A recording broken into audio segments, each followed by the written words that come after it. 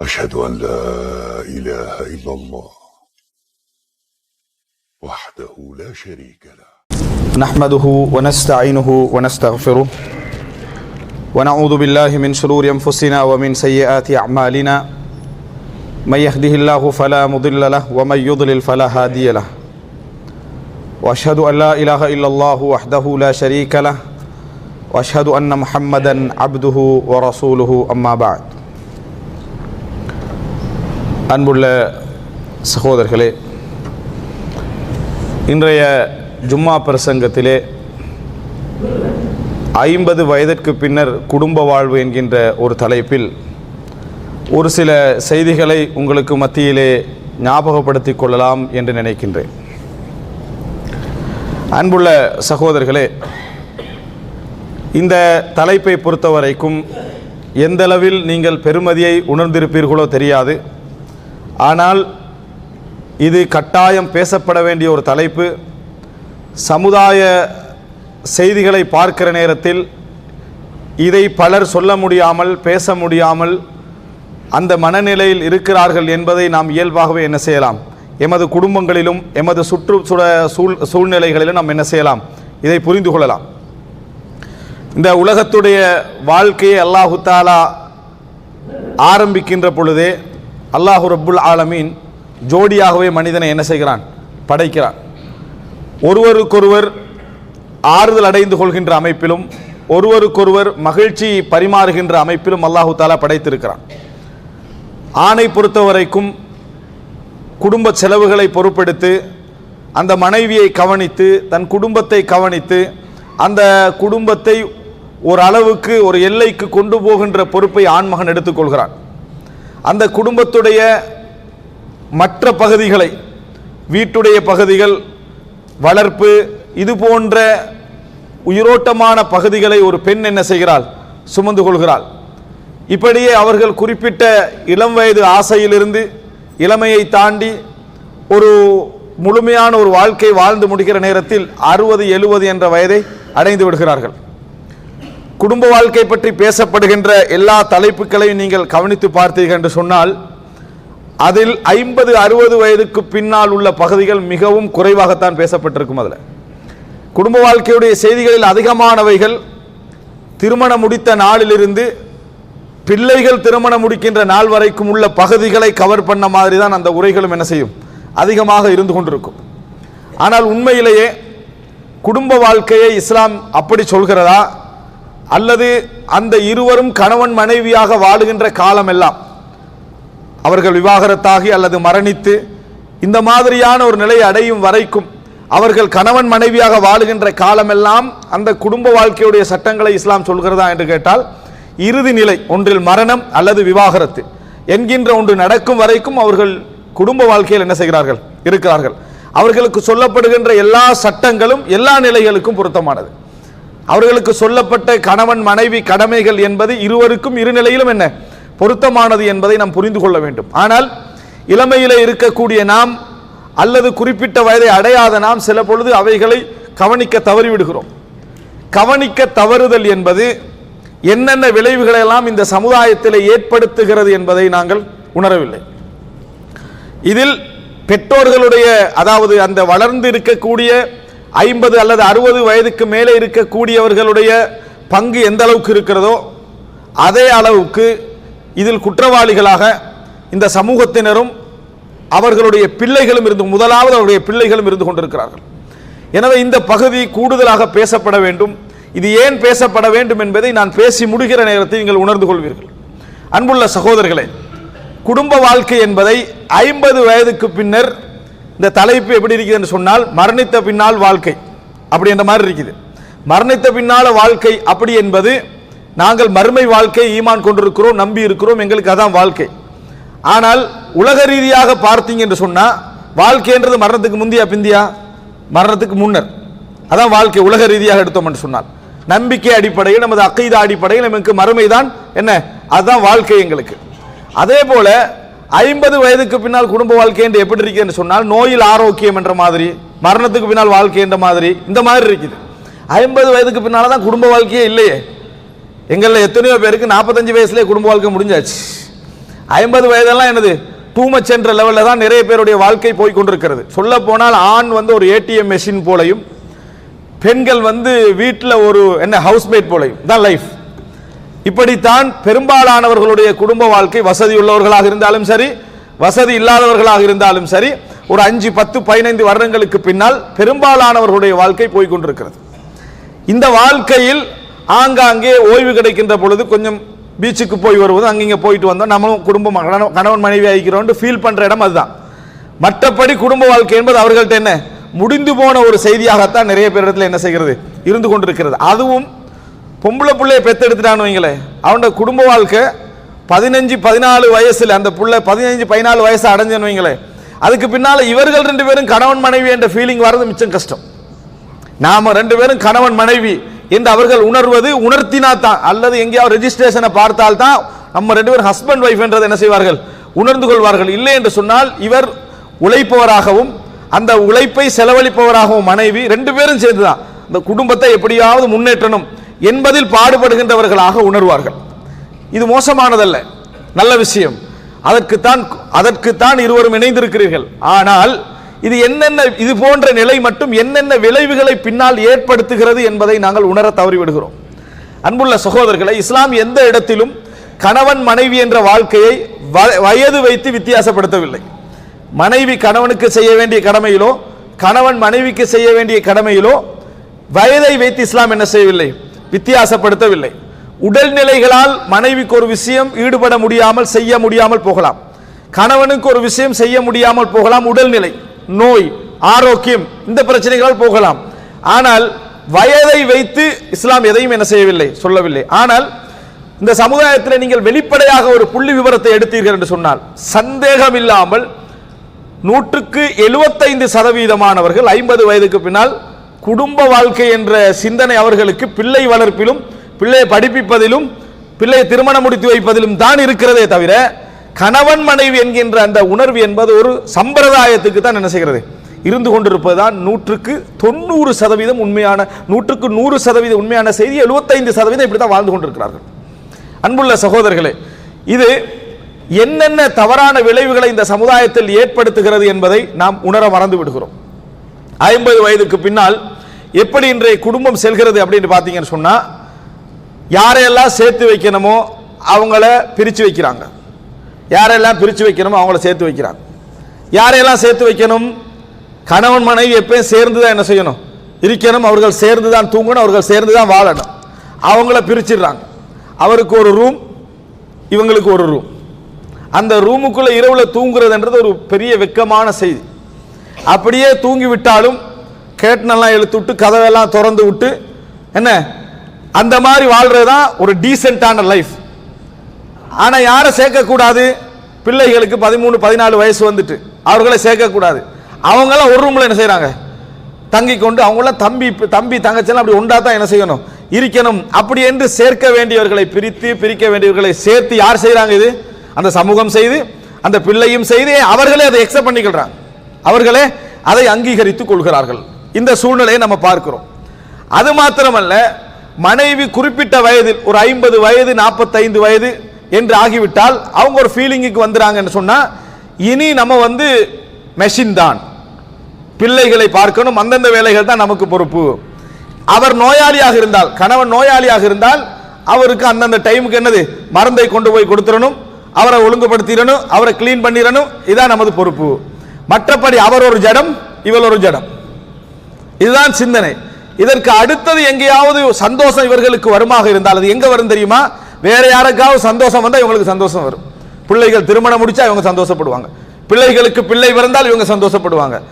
பிள்ளை ஏதாவது இன்னொருவருடைய சந்தோஷத்தில் தான் இவர்களுக்கு சந்தோஷம் வருமே தவிர இவங்க 2 பேரும் தனித்து சந்தோஷப்படுவதற்கான சந்தர்ப்பமும் இல்லை, சமூகம் உருவாக்குவதும் இல்லை. இப்படியே வாழ்ந்துட்டு போனா என்னன்னு நீங்க நினைக்கலாம். ஆனால் அன்புள்ள சகோதரர்களே, ஒரு விஷயத்தை புரிந்து கொள்ள வேண்டும். இறைவன் இந்த வாழ்க்கை எப்படி எங்களுக்கு அமைத்து தந்தானோ அந்த இயல்பை ஏற்றுக்கொள்ளாது விட்டால், அந்த இயல்பை ஏற்றுக்கொள்ளாமல் இந்த லைஃப்ல நாங்க போவோம் என்று சொன்னால் நிச்சயமாக சந்தேகம் இல்லாமல் எங்கள் வாழ்க்கை பாதிப்புக்குள்ளாகும் என்பதில் எள்ளின் முனை அளவிலும் சந்தேகம் கிடையாது. எங்கள் வாழ்க்கை மிகப்பெரிய பாதிப்புக்குள்ளாகும். அன்புள்ள சகோதரர்களே, நான் ஒவ்வொரு பகுதியாக சொல்லி வருகிறேன். இன்றைக்கு நீங்கள் பார்க்கலாம், பல செய்திகள் எங்களுக்கு கிடைக்குது. 60 வயதுக்கு மேற்பட்ட ஒரு வைத்தியர் தன் பேஷண்ட்டுகளை டெஸ்ட் பண்ற நேரத்தில் ஆபாசமாக நடந்து கொண்டார். இன்னொரு செய்தி, ஒரு வயோதிபர் காட்டில் என்ன செய்யறாரு, சின்ன பிள்ளைகளோடு என்ன செய்யறாரு, தவறான முறையில் நடந்து கொள்ற செய்தி என்ன செய்து அகப்படுது. இது போன்று பல செய்திகள் ஒவ்வொரு குடும்பத்திலிருந்தும் செய்திகள் அவங்க தெரிஞ்ச செய்திகள் உண்டு. ஒரு வயோதிபர் 60க்கு மேற்பட்டவர் 70 வயதுக்கு மேற்பட்டவர் இப்படி நடந்தார் அப்படி நடந்தார் செய்திகள் ஊர்ல தாராளமா கிடைக்கும். செய்திகள்ல தாராளமா பார்க்கலாம். உடனே நம்ம சொல்ற ஒரே வார்த்தை என்ன தெரியுமா, இந்த வயசுல இவனுக்கு இது தேவையா? நம்ம என்ன சொல்றது, இந்த வயசுல இது இவனுக்கு தேவையா? இப்படி ஒரு சூழ்நிலை வரலாமா? எவ்வளவு ஒழுக்கம் கெட்டவங்களா இருக்கிறாங்க அப்படி என்ற பேச்சை நம்ம பேசுறோம். நியாயமான பேச்சும் தான். ஆனால் ஏன் அப்படி அவர்கள் நடந்து கொண்டார்கள்? இந்த விளைவுக்கு எது காரணம்? ஏன் இது அங்கே போய் சேர்த்தது? இதை பற்றி நம்ம யோசிப்பதே கிடையாது. ஒரு இளைஞன் தவறாத இடத்தில் ஒரு வயோதிபன் தவறுகிறான், ஒரு இளைஞன் வீழாத இடத்தில் ஒரு வயோதிபன் என்ன செய்யறான், வீழ்ந்து போறான் என்பதை பற்றி நம்ம கண்டுகொள்வதும் இல்லை. கண்டுகொள்கிற நேரத்தில் ஒரு பெரிய இஷ்யூவாக அதை எடுப்பதும் இல்லை. அன்புள்ள சகோதரர்களே, இது மாத்திரமல்ல, ஒழுக்கக்கேடு மாத்திரமல்ல, பல காரணங்கள் உண்டு. அதுல முதலாவது ஒழுக்கக்கேடு. இந்த ஒழுக்கக்கேடுகளுக்கெல்லாம் மிகப்பெரிய காரணம் என்ன தெரியுமா? ஒரு கணவன் தன் உணர்வுக்கு வடிகாலாக நினைப்பது மனைவியை. இப்ப 65 வயசு 70 வயசுல ஒரு வயோதிபர் இருக்கிறார். அவர் தன் மனைவியை அணைக்க முடியவில்லை, தன் மனைவியை முத்தமிட முடியவில்லை, தன் மனைவியோடு தூங்க முடியவில்லை, ஒரே அறையில் இருக்க முடியவில்லை, ஏன் ஒரு சாதாரணமாக ஒரு உணர்வோடு பேசிக்கொள்ள முடியவில்லை. இந்த நிலை இருந்தால் அவனது உணர்வுகள் யாரோடு, இது வேற யாரோட இல்ல, மனைவியோடு அப்படி நடக்க முடியும். தன் மனைவி தன் பென்ஷன்ல வாழ்ந்துட்டு இருக்கிறான், தன் சொத்துல வாழ்றா, தனது பணத்துல வாழ்ந்தவன். ஆனால் இவனுக்கு எந்த விதமான உரிமையும் இல்லை, அந்த மனைவிக்கு எந்த விதமான உரிமையும் இல்லை என்கின்ற ஒரு நிலையை சமூகம் ஏற்படுத்தினால், அல்லது அந்த பல பெண்கள் அதை ஏற்படுத்துறாங்க. அப்படி ஏற்படுத்தி விட்டால் ஒரு ஆணுடைய உணர்வு அடங்கிருமா? அடங்கிறாது. அவனது உணர்வுகள் எப்படியெல்லாம் தவறாக வெளிப்படும் என்பதற்கு மிகப்பெரிய ஆதாரங்கள் உண்டு. அதுல ஒரு செய்தி, சிலர் கேள்வி கேட்கிறாங்க, என் தந்தை என்னை முஆனகா செய்கிறார், தந்தைக்கு வயசு எத்தனை, 70, கூடுமா கூடாதா? கூடுமா? எத்தனை வயசுல அப்படி முஆனகா செய்யறாரு, அணைச்சிக்கிறாரு, பிள்ளைய கண்டா மகளை கண்டா அணைச்சிக்கிறாரு. எத்தனை வயசுல இருந்து அணைச்சிக்கிறாரு? 40ல அந்த பழக்கம் இல்ல, 50ல இல்ல, 60ல நடக்குது, 70ல நடக்குது. அவரே எதிர்பார்க்கல. பாசம் என்று சமூகம் பேர் சொல்லுது, அது பாசம் அல்ல, ஆபாசம். அது பாசம் அல்ல, அது ஆபாசத்துடைய விளைவு. ஆனால் தந்தையாலும் உணர முடியவில்லை, மகளாலும் உணர முடியவில்லை. பாதுகாப்பான ஆபாசம். ஆபாசமாக பாசத்தை பார்க்க சொல்லல. ஆனால் இதுவரைக்கும் இல்லாத ஒரு பழக்கம் ஒரு 50-60 வயதிலே வெளிப்படுகிறது. முஆனகா செய்கிறார், முத்தமிடுகிறார். இது பல, அதாவது சாதாரணமாக ஒரு பெரிய பிரயாணத்திலிருந்து வந்தா கூட பரவாயில்ல, ஊர்ல இருந்து வெளியே வார நேரத்தில், இன்னொரு ஊருக்கு போய் வார நேரத்தில், ஒரு மார்க்கெட்டுக்கு போற வார நேரத்தில் இப்படி நடந்து கொள்கிறார். இது என்ன விளைவு? எதனுடைய வெளிப்பாடு? நிச்சயமாக இது ஆபாச உணர்வுடைய வெளிப்பாடு என்பதில் சந்தேகமே கிடையாது. ஆனால் இது எதன் காரணமாக வெளிப்படுகிறது நம்ம யோசிக்கிறது இல்லை. பாசம் என்று அதுக்கு பேர் வைத்திருப்போம், பாசம் என்று பேர் வைத்திருப்போம். பெரும்பாலானவர்களுடைய இது போன்ற செய்திகள் சமுதாயத்தை வெளிப்படுவதை நீங்க பார்க்கலாம். சிறுவர் சிறுமியுடைய செய்திகள் தான். 5 வயசு புள்ள, 9 வயசு புள்ள, 10 வயது பிள்ளை இவரோடு தவறாக நடந்தார், அப்படி நடந்தார், இப்படி நடந்தார் செய்தி வருகிறது. ஏன்? அவர் சமுதாயத்தில் டீசென்டாகவும் இருப்பாரு, கண்ணியவானாக இருப்பாரு. அதனால நல்ல சிந்திக்க கூடியவர்களிடத்தில் தனது உணர்வுகளை காட்ட முடியாது. மானம், அகௌரவம் என்ற ஒரு பிரச்சனை வரும். அதனால் விளங்காதவர்களிடத்தில் இது போன்ற செய்திகளையும் சேட்டைகளையும் செய்ய போய் அகப்பட்ட எத்தனை முதியோர்கள் நம்ம என்ன செய்கிறோம், பார்க்கிறோம். காரணம், இது தவறு, அதை நியாயப்படுத்தவில்லை. இதெல்லாம் மிகப்பெரிய பாவம், நம்பிக்கையான இடத்துல நடக்கக்கூடாது. ரசூலுல்லாஹி ஸல்லல்லாஹு அலைஹி வஸல்லம் சொன்னார்கள், அதாவது வயோதிபத்தின் பின்னால் விபச்சாரம் செய்கின்றவர்களை அல்லாஹ் தஆலா பார்க்க மாட்டான், தண்டனை விட மேலதிகம் என்று ரசூல் ஸல்லல்லாஹு அலைஹி வஸல்லம் சொன்னார்கள். ஆனால் இந்த நிலை உருவாகுவதற்கு ஒரு மனிதனுக்கு, ஒரு ஆணுக்கு இருக்க வேண்டிய மனைவி, ஒரு மனைவிக்கு இருக்க வேண்டிய கணவன், இந்த உணர்வுகள் கூட ஆரம்ப காலத்தில் இருந்ததை போன்று இருக்க வேண்டும் என்ற தேவையில்லை. ஆனால் சாதாரணமாக கூட ஒன்றாக தூங்க முடியாத ஒரு சூழலை இந்த சமுதாயம் ஏற்படுத்தி. முதலாவது சொல்றது பிள்ளைகள். என்னவாப்பா உங்களுக்கு கொஞ்சமாவது டீசென்ட் இல்லையான்னு கேட்குறான். டீசென்ட் எதுல? ஹஸ்பண்ட் அண்ட் ஒய்ஃப் ஒண்டா தூங்குறதுல, அதுல கூட டீசென்ட் இல்லை. அப்படின்னா என்ன? வேறவா தூங்கணும், வேற மாதிரி இருக்கணும். நீங்க போய் இப்படி இருக்கிறீங்களே, அந்த ஒரு 60 வயசுல புள்ள உண்டாகி 2 பேரும் ஹாஸ்பிட்டல் போனாங்கன்னு வைங்களேன், அப்புறம் வாழலாம்னு நினைக்கிறீங்க? விபச்சார குழந்தையோட மோசமா என்ன செய்யறாங்க பார்ப்பார்கள். அந்த அளவுக்கு போகாது விட்டாலும் கூட சரி, சமூக சூழல் அதை தடுக்கிறது என்றாலும் கூட அவர்கள் ஒன்றாக இருப்பதில், ஒன்றாக திரிவதில், ஒன்றாக வாழ்வதில் இந்த சமுதாயம் அங்கீகரிக்கிறதா, பிள்ளைகள் அங்கீகரிக்கிறான்னு கேட்டால் இல்லை. எனவே முதல் பிரச்சனை ஒழுக்கக்கேடு உண்டாகுவதற்கு முதல் காரணமே அவர்களோடு அவர்கள் தம்பதிகளாக இறுதி வரைக்கும் இந்த சமுதாயம் அவர்களை அங்கீகரிக்காதது, அவர்களை அங்கீகரிக்காதது, பிள்ளைகள் அங்கீகரிக்காதது, அதற்கான வழிவகைகளை நாங்கள் செய்யாதது என்பதை நாம் யோசிக்கிறோம். இல்லை, நம்ம நினைக்கிறோம் எங்கேயோ அகப்பட்டவர்கள் மட்டும்தான் இதில் குற்றவாளிகள் என்று. இல்லை, அகப்படாமல் இருக்கிறார்கள் அப்படி என்றும் நினைத்துக் கொள்ள வேண்டும். பாதிக்கப்படாமல் அவர்கள் தப்பி இருக்கிறார்கள் என்று நினைக்க வேண்டும். எனவே அன்புள்ள சகோதரர்களே, சிலர் என்ன நினைச்சிட்டாங்க, 60 ஆகிட்டு 70 ஆகிட்டு அதனால சின்ன பிள்ளைகள் அவரோட பழகிறது பிரச்சனை இல்லை. இல்லை, பிரச்சனை தான். சட்டம் எல்லாருக்கும் ஒன்றுதான். ஆண் பெண் சட்டம் என்பது எல்லாருக்கும் எல்லா வயசுக்கும் ஒன்றுதான். நம்ம நினைக்கிற மாதிரி 60 தாண்டிட்டார் என்ன பிரச்சனை, அவங்களுக்கு இது தேவையான்னு கேட்கிற மாதிரி இல்லை. இஸ்லாமிய சட்டம்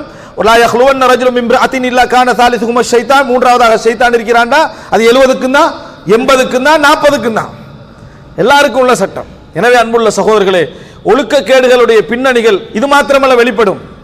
நல்ல ஒழுக்கமாக பேச வேண்டிய வயசு 60, 65, அப்பதான் டபுள் மீனிங்லேயே பேசிக்கின்றிருப்பாங்க. எல்லாரையும் சொல்லல, ஆனா சிலர் 2 கருத்திலேயே பேசிக்கின்றிருப்பாங்க. ஏன்? உணர்வுடைய வெளிப்பாடு. முதலாவது வெளிப்படுத்த வேண்டிய இடம் மனைவி. மனைவிட்டு அப்படி ஒரு வார்த்தை பேச இயலாது. நீ எப்ப திருமணம் முடிச்ச தெரியுமா இதை பேசுற வயசான்னு கேட்கிறாங்க. 60 நான் நின்று திருமணம் முடிச்ச காலத்தில் எப்படி இருந்தோம், இது பேசுற வயசா? பிள்ளைகளா இருந்து பேரம் பேத்தி கண்ட பின்னால் இதை பேசுறீங்களே என்ற ஒரு கல்யாண நாளை பத்தியே நமக்கு என்ன செய்யலாது, பேசலாம் இருக்கிற வயசு. அதனால எங்கெங்கெல்லாம் இது போன்ற தலைப்புகள் வருமோ அங்க முந்தி அடிச்சுட்டு பேசுறவர் அவர் இருப்பார். ஏன்? உணர்வுடைய வெளிப்பாடு. டபுள் மீனிங்ல பேசுற, அது பேசுற, இப்படிப்பட்ட வயசுல உள்ளவர் இதை பேசுறாரு அப்படின்னு நம்ம வெட்கப்படுவோம். ஆனா வெட்கப்படுத்துற பின்னணி என்ன, என்ன காரணமாக இது ஏற்பட்டது? ஒழுக்கத்துக்குரிய வடிகாலாக இஸ்லாம் சொன்னது திருமணம். அந்த திருமணத்துக்கு இருக்கக்கூடிய அந்த கணவன் மனைவியுடைய அந்த உறவு அங்கே பாதிக்கப்பட்டிருக்கிற நேரத்தில் எத்தனை வருஷமா? 1 வருஷம் அல்ல, 2 வருஷம் அல்ல, 3 வருஷம் அல்ல, தசாப்த கணக்கில் பாதிக்கப்பட்டிருந்தால் எப்படி ஒரு ஆண்மக விஞ்ஞானம் என்ன சொல்லுது என்றால் 80 வயதுக்கு பிறகுதான் ஒரு ஆணுடைய நாட்டம் ஆசையில குறைஞ்சு போகுது, இந்த பாலியல் வாழ்க்கையில குறைந்து போகிறது என்று சொல்லுது. 80 வயசுக்கு பிறகு. 80 வயதுக்கு முந்தி 70, 60 இந்த சிந்தனைகள் அவரிடத்தில் இருக்கிற நேரத்தில் தன் மனைவியோடு 30 வருடங்கள் வாழ்ந்த மனைவி, 40 வருடங்கள் வாழ்ந்த மனைவியோடு உணர்வு ரீதியாக கூட பரிமாற முடியாத, ஒன்றாக உறங்க முடியாத ஒரு சூழ்நிலை வந்தால் நிச்சயமாக ஒழுக்கக்கேடுகள் இந்த சமுதாயத்தில் வெளிப்பட்டே ஆகும். அதை வெறும் ஏச்சாலும் பேச்சாலும் தண்டனையாலும் என்ன செய்ய முடியாது, தடுக்க முடியாது என்பதை நாம் என்ன செய்ய வேண்டும், புரிந்து கொள்ள வேண்டும். குடும்ப வாழ்க்கை சரி செய்யப்பட வேண்டும். மனைவிமாருக்கு பிள்ளைகள் உணர்த்த வேண்டும், சமுதாயம் உணர்த்த வேண்டும். நமது மனைவிமார்களை அதற்கென்று அந்த வயதிலிருந்தே தயார்படுத்த வேண்டும், பேச வேண்டும். இந்த மனோநிலை வர வேண்டும். இரண்டாவது அன்புள்ள சகோதரர்களே, இது மாத்திரமல்ல, அந்த வயசுல உள்ளவங்களை பாருங்க, நிறைய எப்ப பார்த்தாலும் சண்டை. 55, 60 ஆயிட்டேன்னு வைங்களே, சிலர் சொல்லுவாங்கன்னா 30ல் ஆரம்பிச்சது இன்னும் சண்டையில தான் என்ன செய்யறாங்க, வாழ்றாங்க. பேசினா சண்டை. சிலர் என்ன செய்வாங்கன்னு சொன்னா, கணவன் மனைவி 60 வயசு 65 வயசு கண்டாலே சண்டை. மனைவி வருவதை கணவன் கண்டாலே கையில உள்ள தடி எடுத்து உரையாட்டி வீசி, என்ன உன்னை கண்டாலே எனக்கு கோபம் வருது, சண்டை. எதுக்கு சண்டை பிடிக்கிறாங்க, ஏன் சண்டை பிடிக்கிறாங்கன்னு தெரியாது. அவள் எனக்கு சாப்பாடு வைக்க கூடாது, அவள் ஏன் ரூமை கூட்டக்கூடாது, அவளை நான் பார்க்க கூடாது, அவள் எங்கேயோ தங்கச்சி வீட்டுக்கு அனுப்பு, அங்க அனுப்பு, இங்க அனுப்பு என்று சொல்லி நிறைய பிரச்சனைகளை பெற்றோர்களை வைத்திருக்கக்கூடியவர்கள் என்ன செய்யலாம், உணரலாம். இவன் என்ன நினைக்கிறான், வயசாளி தான், ஒரே சுருக்கமா முடிச்சிடுறது எல்லாத்தையும், வயசு போயிட்டு, அதனால் அவர் அப்படி என்ன செய்யறாரு, பேசுறாரு. அன்புள்ள சகோதரர்களே, கணவன் மனைவியாக வாழக்கூடியவர்களுக்கு காதல் உணர்வும் இது போன்ற உணர்வுகளும் பரிமாறப்படாத இருந்தால் நிச்சயமாக அவனோட வாழ்க்கையில குடும்ப பிரச்சனைகள் இருந்து கொண்டே இருக்கும். நிச்சயமாக குடும்ப பிரச்சனை, இந்த வெறுப்பு இருக்குதே, சிலர் எந்த அளவுக்கு என்றால் தலையில வெறுப்புள்ளவர்களாக மாறுவார்கள், மென்டலாக என்று நினைக்கக்கூடிய லெவலுக்கு மாறுவாங்க. வித்தியாசமான கற்பனைகளை பண்ணுவார்கள், கேட்காத சத்தங்கள் அவங்களுக்கு கேட்கும். வீட்டில் யாரோ வார மாதிரி சொல்லுவாங்க, மனைவி மீது அவதூறு சொல்லுவார்கள், மனைவி மீது அவதூறு சொல்லுவாங்க. இவளுக்கு தவறான தொடர்பு இருக்குது, இவளுக்கு அப்படி இருக்குது, இப்படி இருக்குது. அவதூறு சிந்தனைகள் வருவதற்கெல்லாம் என்ன காரணம் தெரியுமா? மனைவி தவிர்த்து வாழ்வது, அந்த குடும்பத்தினர்கள் அவர்களை பிரித்து வைப்பது, பிள்ளைகள் பிரித்து வைப்பது, சமுதாயம் கண்டுகொள்ளாமல் இருப்பதெல்லாம் கணவன் மனைவிக்குள்ள வெறுப்பு வந்து சண்டையாக மாறுவதற்கெல்லாம் காரணமாக அமைவதை பார்க்கணும். வெறும் சண்டை அல்லது அவர்கள் இருவருக்கும் இடையிலே உள்ள அந்த நெருக்கமின்மை, அந்த பற்றின்மை, அந்த உணர்வின்மை, அந்த உணர்வுகளை பரிமாற முடியாத அந்த சூழ்நிலை அவர்கள் இருவருக்கும் பெரிய சண்டைகளை ஏற்படுத்தும். ஆனா அதே வயசுல பலரை பார்க்கிறோம், ஸ்கூட்டி எடுத்துக்கண்டு இவருக்கு 60 அவருக்கு 70, 2 பேரும் ஸ்கூட்டில் திரிகிறதும் பீச்சுக்கு போறதும் அங்க வாரதும் சிரிக்கிறதும் அதை பார்த்து கொஞ்சம் பேர் தேவையா இவனுக்கு இந்த வயசுல என்று எதை அதை பார்த்துட்டு இவனுக்கு முடியாத அவங்க செஞ்சுட்டீங்கிறாங்களே என்று சொல்லி பொறாமப்படுவதை பாருங்க. சில இளம் வயது ஜோடிகள் முதிய வயது வாழ்க்கையில் இப்படி சந்தோஷமாக இருக்கக்கூடியவர்களை பார்த்து பொறாமைப்படுவதாக புள்ளி விவரங்கள் என்ன செய்யறாங்க, தொகுத்திக்கிறாங்க. அவங்களோட சந்தோஷத்தை பார்த்து அவர்கள் இருவரை பிரிக்க முடியாது, அவர்கள் இருவருடைய வாழ்க்கை தனி. நீ வந்து என்ன எந்த மாதிரி வாழ்க்கையை வாழ்ந்துகலாம், என்ன எங்கள் 2 பேரும் தனியை விட்டுறணும். மனைவி ஸ்டடியாக இருந்தால் நிச்சயமாக ஒரு கணவன் அதுல மிகவும் நாட்டமுள்ளவனாக இருப்பான். ஆனால் கவலையான விஷயம் என்ன தெரியுமா, எதற்காக வேண்டி இந்த மனைவிக்காக வேண்டி என்றே வாழ்கிறாரோ, இஸ்லாம் அனுமதித்த 2ஆம் திருமணம் என்கின்ற ஒன்றை முடிக்காமல் இந்த மனைவியுடைய கண்ணீரை பயந்து எவனெல்லாம் வாழ்ந்து கொண்டிருக்கிறாங்களோ அவங்களுக்கு தான் அதிகமாக இந்த கதை. யாருக்கு இந்த கதை? மனைவி என் மனைவி கண்ணீர் வடிக்க கூடாது, என் மனைவியோட வாழ்க்கை அதுக்காக நான் உழைக்கணும், அதுக்காக வேண்டி கொடுக்கணும், அதுக்காக வேண்டி வாழணும் என்று சொன்னவன் என்றைக்கு இவருடைய சம்பாத்தியம் கட்டாகுதோ அன்றைக்கு வீட்டில் வாசல்ல ஒரு சேரை போட்டு உட்கார வச்சாச்சு. உங்களுக்கு தான் மகன் சம்பாதிச்சு தானே, வாயை மூடிட்டு இருக்க வேண்டியதானேன்றாங்க. முடிஞ்சதெல்லாம் உங்களுக்கு தான் சாப்பாடு தனியாக வருது, உங்களுக்கு ட்ரெஸ் பண்ணப்படுது, உங்களுக்கு எந்த செலவு, என்ன பிரச்சனை, ஏன் சத்தம் போட்டு கிடைக்கிறீங்க, என்ன சிக்கல்? அப்படின்னா என்ன, நீ உண்ண வேண்டியதான், அயம் பண்ண வேண்டியதான், தூங்க வேண்டியதான், உனக்கு டெப்லெட்ஸ் எல்லாம் வருது, மருந்து வருது, திருப்பி என்ன பிரச்சனை? அப்படின்னா நீ யாரு? நீ ஒரு ஜடம், நீ என்ன ஒரு ஜடம். இதுக்கு முன்னால நீங்க உணர்வுள்ள மனிதர். இப்ப எப்பன்னு சொன்னா நீங்க அழுதா கொஞ்சம் அழுவாங்க. இந்த நிலைமை நிறைய முதியவர்களுக்கு உண்டு. இந்த நிலைமை அவர்கள் நிறைய நாடுவதை தெரியுமா, பள்ளி வாயில யாரையாவது பேசக்கூடிய இடத்தை, ஏன் மனைவி பேசுறதுக்கு இல்லை, பிள்ளைகள் பேசுவதற்கு இல்லை, குடும்பம் இல்லை, உறவு இல்லை, பேசுறதுக்கு அவருடைய ஏஜில உள்ளவர்கள் கிடைத்தால் பேசுவார், அங்கதான் போவார். இது பெரிய பிரச்சனை சகோதரர்களே. இதனால் என்ன நடக்குன்னு சொன்னால் அந்த தந்தையும் அந்த தாயும் பேசிக்கொள்ள முடியாது, சண்டை, எப்ப பார்த்தாலும் சண்டை என்கின்ற நிலை பார்க்கிறோம். ஆனா இந்த கணவன் எதுக்காக வாழ்ந்தா, தண்ட பிள்ளை, தன் மனைவி, தன் குடும்பம், தண்ட வாழ்க்கை, இந்த இவர்கள் நல்லா வாழ வேண்டும் என்பதற்காக தன் டோட்டல் வாழ்க்கையை இழந்தவனுடைய கடைசி நாள் கதி இது. கடைசி நாள் கதி. எதுவரைக்கும் இன்கமுக்கான இன்னொரு ரூட் அமைஞ்சிரும். மூத்த மகன் சம்பாதிக்கிறான், 2வது மகன் சம்பாதிக்கிறான், மருமகன் வேற தாரா, அதுக்கப்புறம் இந்த ஆள் என்னத்துக்கு, இந்த ஆளால எந்த யூஸும் இல்லை அப்படி என்று சொல்வதில்லை. பிராக்டிக்கலா தான் காட்டுது, அப்படி என்று சொல்வதில்லை. ஆனால் பிராக்டிக்கல் வாழ்க்கை அதை காட்டுகிறது. விரக்தி, சண்டை.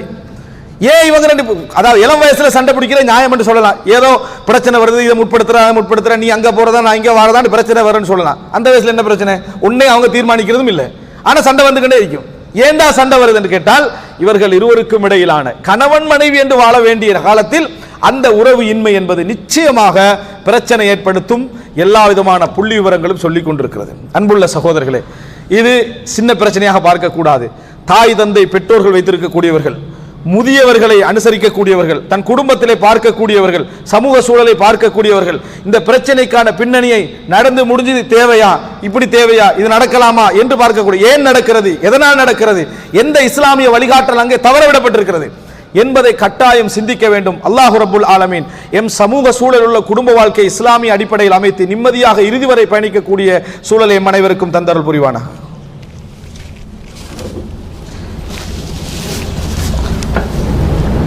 إن الحمد لله نحمده ونستعينه ونستغفره ونعوذ بالله من شرور أنفسنا ومن سيئات أعمالنا من يهده الله فلا مضل له ومن يضلل فلا هادي له وأشهد أن لا إله إلا الله وحده لا شريك له وأشهد أن محمدا عبده ورسوله أما بعد. அன்புள்ள சகோதரர்களே, இது மாத்திரமல்ல, ஒரு குடும்ப வாழ்க்கையில் ஏற்படக்கூடிய பிரச்சனைகளில் வயோதிபம் என்பது வயதானவர் என்பதற்கும் இடையில டிஃபரெண்ட்டை பார்க்கணும். இன்றைக்கு உலகத்திலே சம்பந்தமாக நிறைய பேசுறாங்க, எங்களை தவிர மற்றவங்களாம் நிறைய பேசுறாங்க. வயோதிபம் என்பது வேறு, வயதானவர் என்பது வேறு. வயதானவர் என்றால் அவருக்கு ஏஜ், அவருக்கு 60, அவருக்கு 70. ஆனா வயோதிபர் இளமையாகவும், இன்றைக்கு நிறைய இளைஞர்கள் வயோதிபத்திலே இருக்கிறாங்க.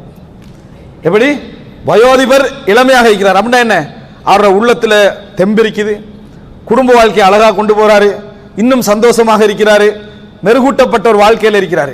இவன் இளைஞன் ஆகிக்கிறான், அவன் ஒரு 30லே வயோதிபன் ஆகிட்டான். ஏன் எல்லாம் முடிஞ்சதுன்றான்.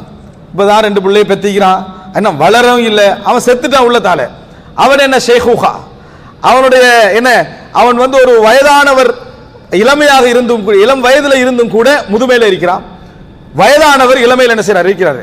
விஞ்ஞானம் என்ன சொல்லுது, என்னுடைய ஆய்வறிக்கைகள் என்ன சொல்லுது என்றால், ஒரு வயதானவர் இளமையாக இருக்கலாம், ஒரு இளைஞர் என்ன முதுமையில் இருக்க வாய்ப்புண்டு. எல்லாம் அவர் அணுகுகின்ற வாழுகின்ற அவருடைய சூழல், அவருடைய முறைமை அதை தீர்மானிக்கிறது. இப்ப நீங்க சொல்லுங்க, மூன்றாவது அம்சம் பிரதானம், நம்ம வந்து 40 வயசு 45 வயசுலயே நம்ம முதுமை அடைஞ்சிடுறோம், வயதாகவே இல்லை. ஏன் தெரியுமா? இப்பதான் உங்களுக்கு வயசாகிட்டு திருப்பி ஏன்னு சொல்லி 40 ஆரம்பிச்சிடுறாங்க. எத்தனை 40 45 நீங்க ஒரு தடுக்கி விழுந்தா கூட நீங்க என்ன நினைக்கிறீங்க தெரியுமா? 20 வயசுல நான் ஹை ஜம்ப் பண்ணுவேன், இப்ப தடுக்கி திடீர்னு தடுக்கி விழுந்துடுறேன்னு நினைச்சு நீங்களே உங்களை உருவாக்கி கேள்றீங்க. என்ன, என்னால முடியாது, இப்ப வயசாகிட்டு அதனால என்னால முடியாது, 40 ஆரம்பிச்சிடுறான். இன்னும் சில ஆய்வறிக்கையெல்லாம் இப்ப 35 எல்லாரும் நோயாளி என்று சொல்றாங்க. இன்னும் கொஞ்சம் டெவலப் பண்ணி விட்டோம், என்ன நடக்கும்? நிறைய பேர் நம்ம 38 முடிஞ்சுது வயோதிபர் என்ற சிந்தனை அடைஞ்சிடுறான். அடைஞ்சா 50 55 60 ஆகிற நேரத்தில் என்னடா பிரஷர் இன்னும் வரலையே, சுகர் இன்னும் வரலையே, நம்ம தான் 40 வயசாயிட்டோமே, என்னடா இன்னும் வரலையே இவன் எதிர்பார்த்து கண்டிக்கிறான். அப்ப என்ன நிலைமை என்றால், அவசரமாக நீங்கள் முதுமை அடையக்கூடிய மனநிலையை சமூக சூழல் ஏற்படுத்தி கொண்டிருக்கிறது. ரசூலுல்லாஹி ஸல்லல்லாஹு அலைஹி வஸல்லம் அவர்கள் 63 வயதில் இறுதி ஹஜ் செய்கிறார்கள். 63 ஒட்டகங்களை தன் கரத்தால் அறுத்தார்கள். எத்தனை ஒட்டகம்? 63. கொடுத்து பாருங்க, ஒரு ஆட்டை அறுக்கிறதுக்கு விளங்கிட்டா, ஆட்டை அறுக்கிறதுக்கு கொடுத்து பாருங்க, அதுக்கு ஒரு 40 பேர் நின்று பிடிச்சி நீ அதை பிடி, கொம்ப பிடி, நீ காலை பிடி, என்ன நிக்க வேண்டிய நிலை நம்ம இருக்கிறோம். 63 ஒட்டகங்களை தன் 63 வயசுல என்ன செய்யறாங்க, ரசூலுல்லாஹ் இருக்கிறாங்க. காரணம் என்ன? நீங்க வயோதிபர் சொல்றதுக்கு யாரும் இல்லை. ரசூலுல்லாஹி ஸல்லல்லாஹு அலைஹி வஸல்லம் உடைய தாடியில் ஒரு சில பழுத்த முடிகள் தான் என்ன செய்தன இருந்தன என்று அனஸ் ரலியல்லாஹு அன்ஹு சொல்லக்கூடிய லெவலில் ரசூலுல்லாஹ்வுடைய இது. அப்படின்னா வயதானவர் ஆனா இளமை உணர்வு.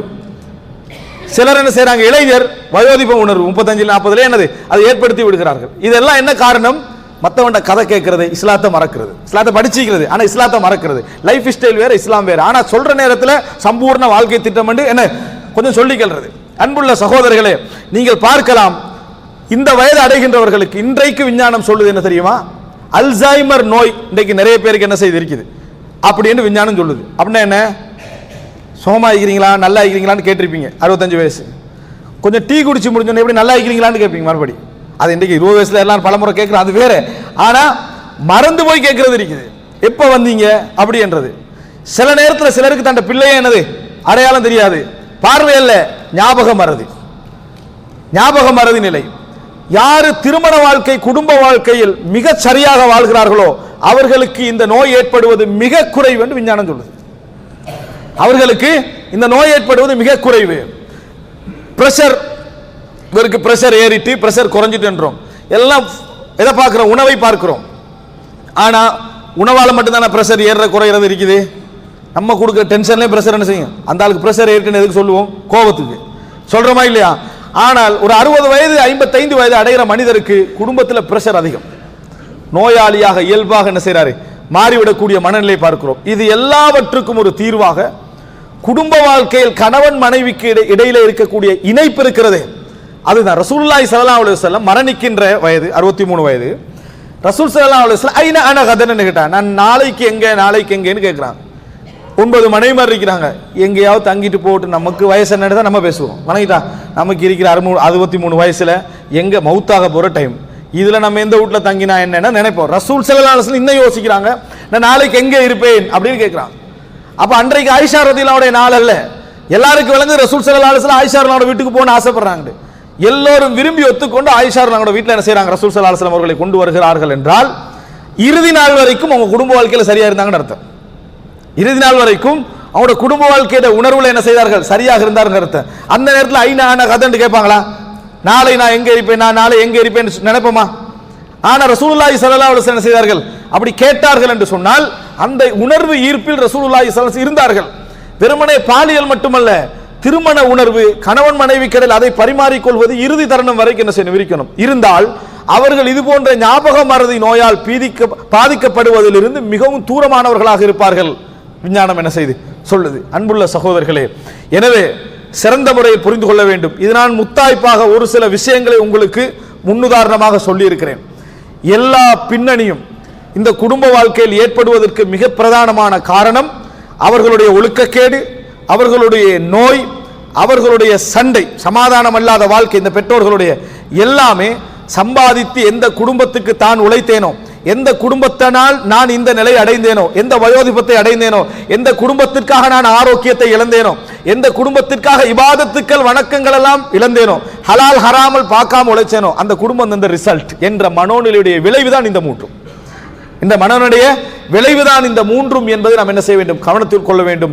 அப்படிப்பட்டவர்கள் எங்கள் குடும்பத்தில் இருந்தால், பெற்றோர்கள் இருந்தால், சமூக சூழலில் இருந்தால், உறவினர்களில் இருந்தால், அங்கே இஸ்லாம் என்ன சொல்கிறதோ அதை அவர்களுக்கு அப்ளை பண்ண வேண்டிய கடமை நாங்கள் இருந்து கொண்டிருக்கிறோம். அப்ப இதை விட மிகப்பெரிய கொடூரம் என்ன, முதியோர் இல்லத்தில் கொண்டு போய் சேர்க்கிறது. இதாவது வீட்டில் இருந்தா கொஞ்சம் கவனிச்சுக்கலாம். முதியோர் இல்லத்திலேயே தள்ளி விட்டாங்கன்னா உங்களோட மனநிலை எப்படி இருக்கும் நீங்க என்ன செய்யுங்க, நினைத்து பாருங்கள் அன்புள்ள சகோதரர்களே. எனவே ஒழுக்கக்கேடுகள் சமுதாயத்திலே பெரியவர்களால் நடக்கிறது. ஒரு சமுதாயத்திலே என்ன வயோதிபர்களுடைய குடும்ப வாழ்க்கையில் நிறைய சண்டையாக இருக்கிறது, முன்னுதாரணம் இன்றி இருக்கிறது. நிறைய நோயாளிகள் உருவாகிறார்கள் என்பது வெறும் உடல் ரீதியான விஷயங்கள் மட்டுமல்ல, உள ரீதியாகவும் நம்ம கவனிக்க வேண்டிய பல விஷயங்கள் இருக்கின்றன. மார்க்கம் காட்டக்கூடிய வழிகாட்டல்களை ஆரம்பத்தில் புறக்கணித்து விட்டு கடைசியில நிம்மதி தேடக்கூடிய சூழ்நிலையும் இதை என்ன செய்கிறது, ஏற்படுத்துகிறது என்பதை உணர்ந்து அப்படிப்பட்ட மக்களுக்கு ஒரு வடிகாலாக, ஒரு வழிகோலாக, வழிகாட்டியாக அல்லாஹு தஆலா எம் அனைவரையும் ஆக்கியல் புரிவானாக. ஹதா மா இந்தி வல் இல்மு இந்தல்லாஹ் வ அகூலு கௌலி ஹாதா வ அஸ்தக்ஃபிருல்லாஹ் லீ வ லக்கும். அஸ்ஸலாமு அலைக்கும். இது உங்கள் பாய் நெட்வொர்க் தமிழ். நம்ம வீடியோஸ் பிடிச்சிருந்தா கண்டிப்பா நம்ம சேனலை சப்ஸ்கிரைப் பண்ணுங்க. இது போன்ற இன்னும் பல பயனுள்ள இஸ்லாமிய காணொளிகளையும் இங்கே கண்டு களிக்கலாம். மறக்காம குடும்பத்தினருக்கும் நண்பர்களுக்கும் ஷேர் பண்ணுங்க. இன்ஷா அல்லாஹ் இன்னும் ஒரு காணொளி வாயிலாக சந்திக்கிறோம். சலாம் சிறுவுகளே.